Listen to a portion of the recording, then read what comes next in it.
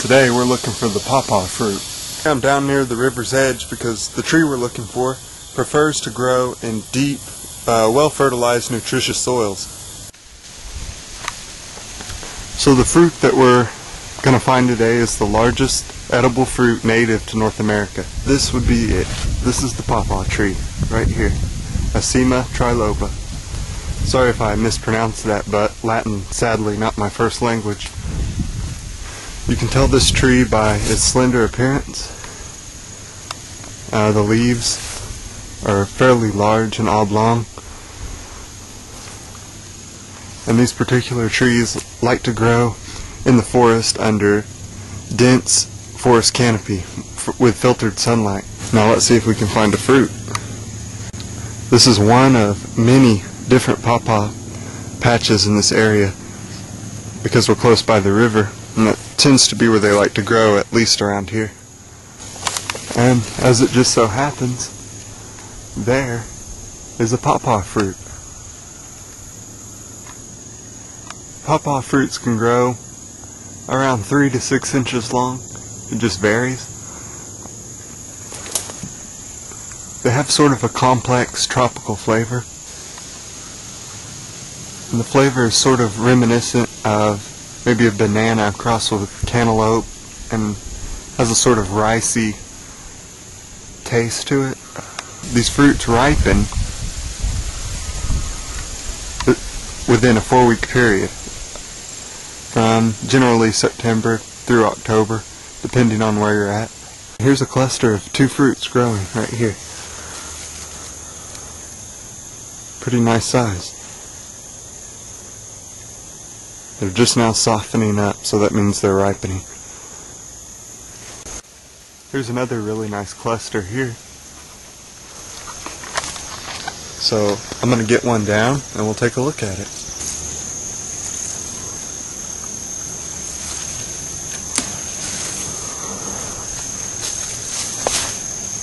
There it is, the pawpaw. Now the pawpaw fruit goes by many different names, from the poor man's banana, Indiana banana, soursop, sugar apple, I believe is another name for them in some regions. But I just call them pawpaws. I like the name, and I think it fits the physical characteristics of the fruit quite well.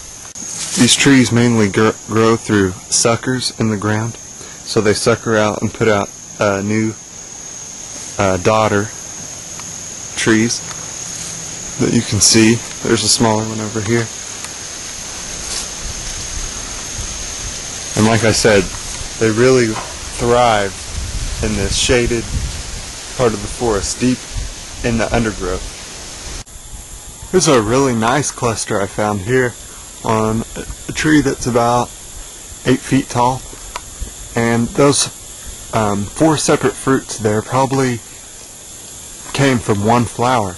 One flower can produce up to several fruits, but unfortunately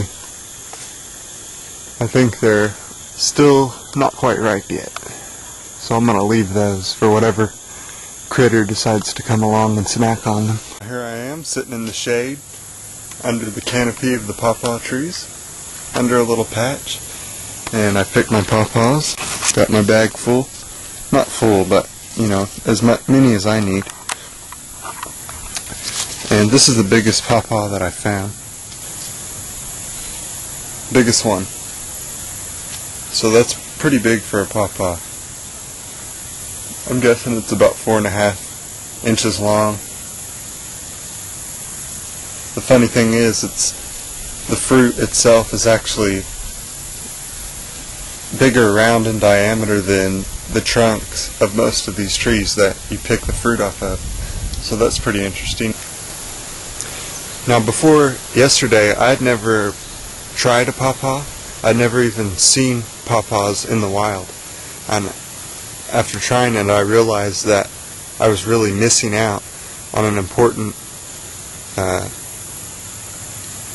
food indigenous to my region here in Oklahoma, because they're really pretty good. This one's turned lighter in color. You can see. Now you can eat the skin, but it's somewhat tough and bitter, like maybe that of a mango, so I like to peel it back.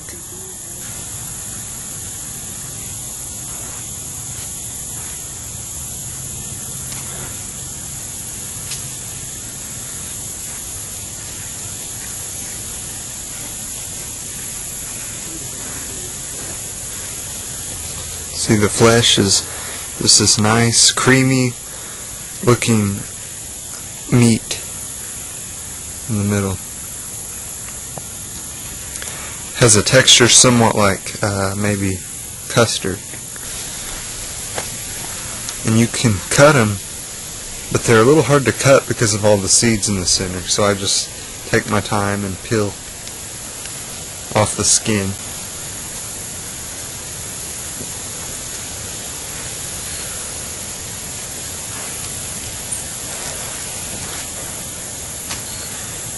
This side of the fruit is really ripe. It's just slicing, the skin's coming right off.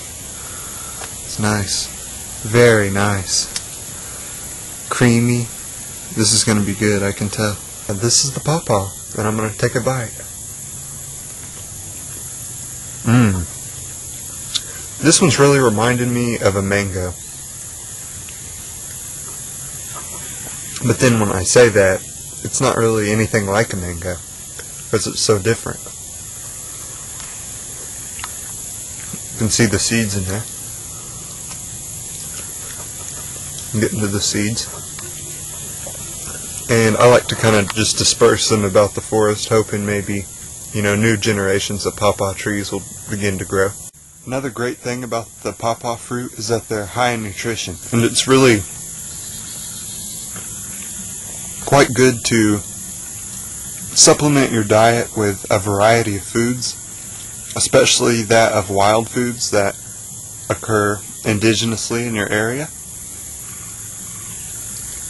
And it's all about variety in your diet.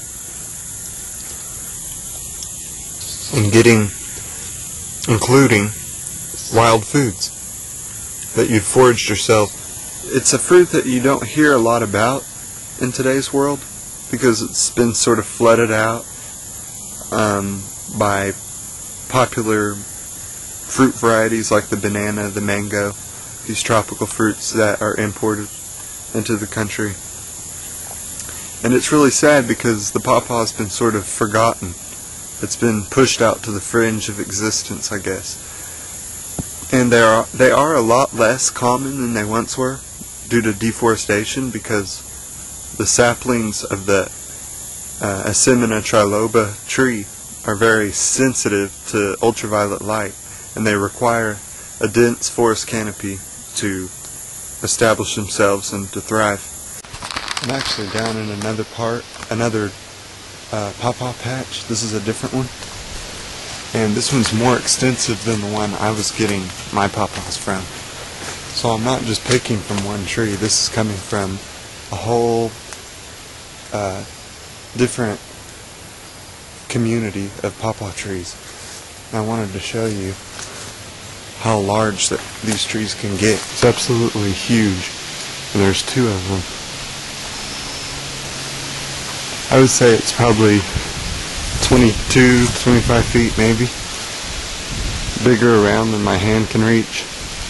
And it's just massive. There's another one just like it. I'm truly blessed to have these pawpaw trees.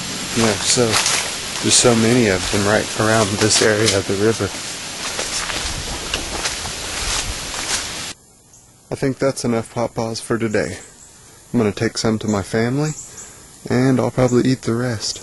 Picking up pawpaws, put them in your pocket, way down yonder at the pawpaw patch.